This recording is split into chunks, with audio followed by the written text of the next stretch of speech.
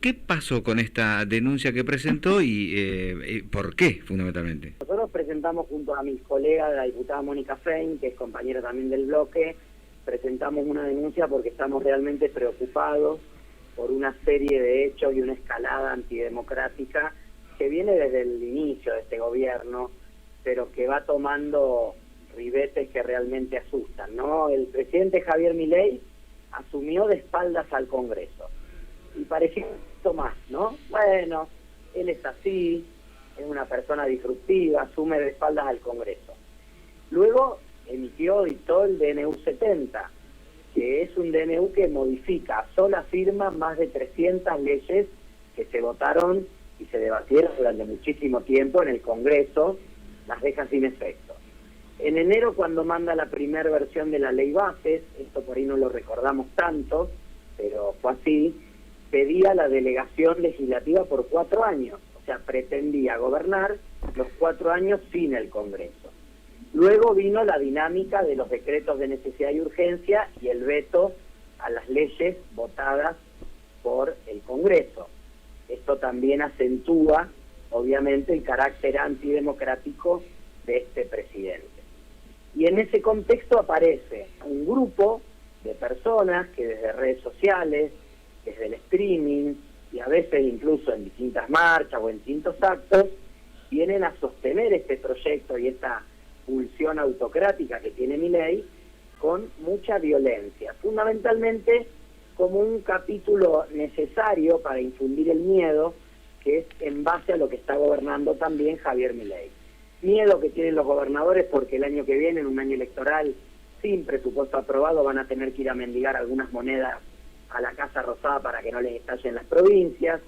Miedo de los jubilados que pobres salieron a reclamar por sus saberes, los apalearon, no les dieron el aumento y encima se festejó esa negatoria del aumento con un asadito en la casa, en la Quinta de Olivos.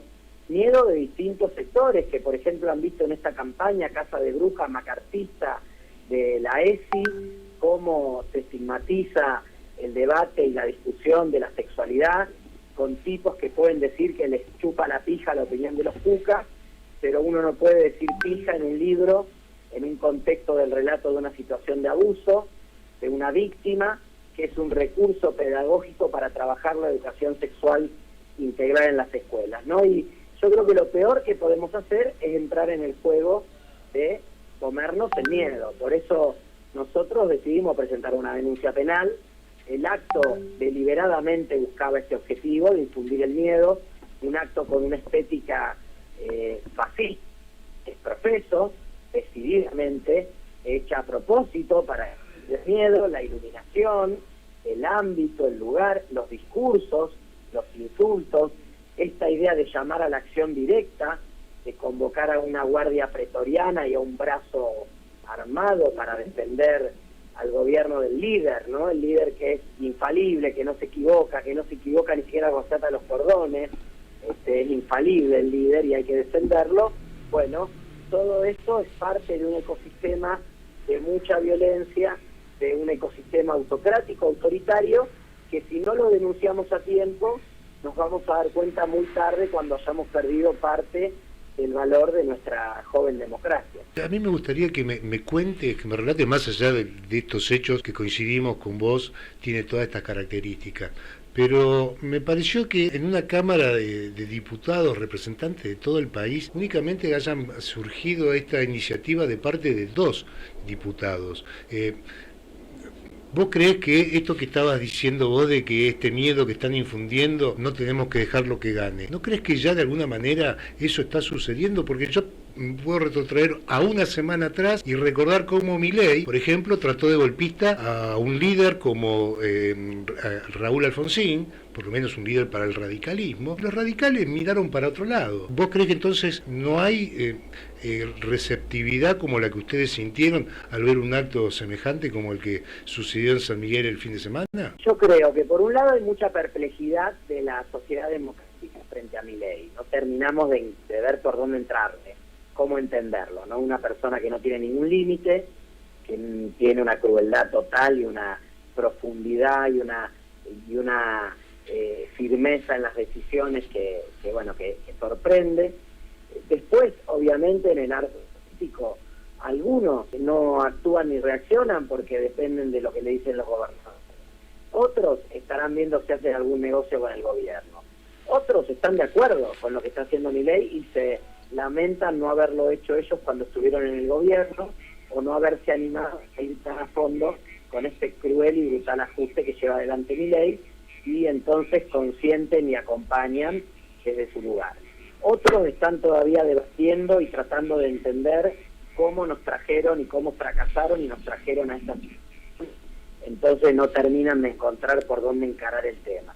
Y la verdad es que entre unos y otros aparece esta inacción que te diría que a nosotros esta semana que tuvimos bastante actividad legislativa en todos los ámbitos en los que nos fuimos cruzando con distintos diputados y diputadas, nos palmeaban la espalda, ¿no? Nos felicitaban, nos decían, bueno, qué bueno, pero la verdad es que después la firma no hace nadie, ¿no? Es como que incluso hasta muchos diputados y diputadas libertarias nos han expresado su acompañamiento, están preocupados por la deriva tan autoritaria del presidente. Por supuesto ellos no lo van a salir a decir en público porque claro, son parte de ese sistema y intentan seguir siéndolo.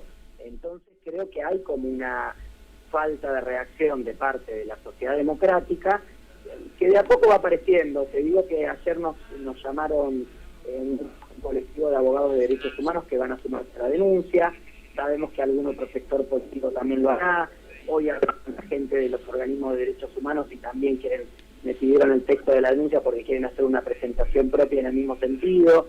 Bueno, de a poco creo que vamos reaccionando. Lo que no podemos hacer es mirar para otro lado ni minimizar, porque también minimizamos cuando Milei nos dio la espalda al inicio de la gestión y hoy se está llevando expuesta muchas de las institucionalidades, gobernando en base a decretos de necesidad y urgencia y los vetos a las leyes que no le gustan, ¿no?